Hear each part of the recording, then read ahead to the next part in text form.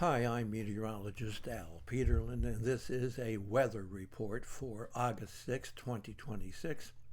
We're looking at where weather will have an impact on human health.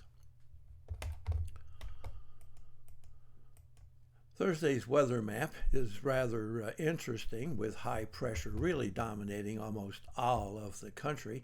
We do have a meandering, basically stationary front stretching from Denver across down toward Oklahoma City, up to St. Louis, Chicago, through and up into Cleveland and Buffalo and on into Canada. Weather ahead and along that frontal system, up and down across the Ohio Valley, the plains, and all the way down to the monsoonal areas of Arizona and New Mexico. Still with that flow, lots of unsettled weather up the backside of the Appalachians and across the westernmost portions of Florida.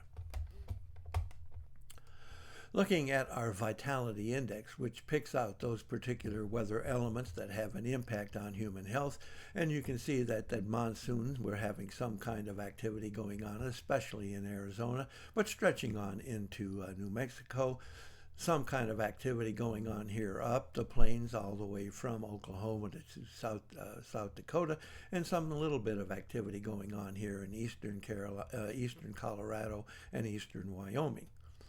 Do have unsettled weather up and down the east coast from Florida all the way into Pennsylvania, and that's with that lingering front and the southerly flow.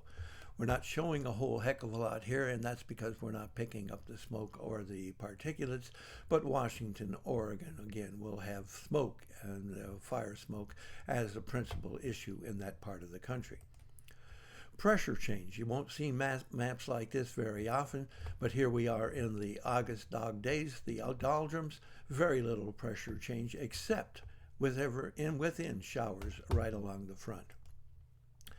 Interesting aspect here is the temperature change. We're really hot or boiling almost everywhere, especially in the west, but note the warm temperatures, really warm temperatures, are finally now surging into eastern Colorado, eastern Wyoming, and from Nebraska on into the Dakotas. One little area of interest here in South Dakota. Hopefully that's a problem with the temperature sensor and not just something different going on.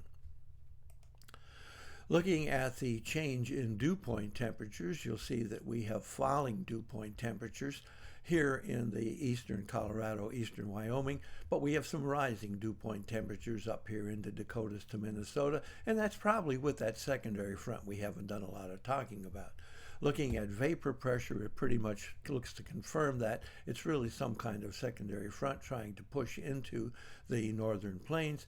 But note that we have rising vapor pressure across almost all of the plains up to the lakes, and especially rising vapor pressure here in the southern and westernmost sections of New England. Looking at instability, we of course have the instability with the monsoon showers.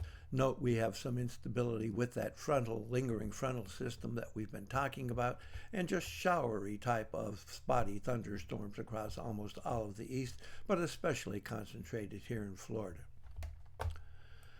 Looking at the change in oxygen availability, a lot more spotty for the migraine risk here in western Arizona. And, of course, through much of New Mexico, migraine risk across northern Oklahoma, and spotty migraine risk from East Texas across Louisiana into Alabama and up across Alabama into the westernmost sections of the Carolinas. Asthma and arthritis risk really across up and down the plains from Kansas all the way up to North Dakota. I think I'll discount that little bit of migraine threat there in central South Dakota, but I'd like to hear if that's really going on. And then, of course, the asthma and arthritis risk across Iowa, and then across the westernmost sections of New England, Massachusetts, Vermont, New Hampshire. Thanks for visiting the patient and the weather. Your comments are appreciated, and if you hurt, tell us where you're located.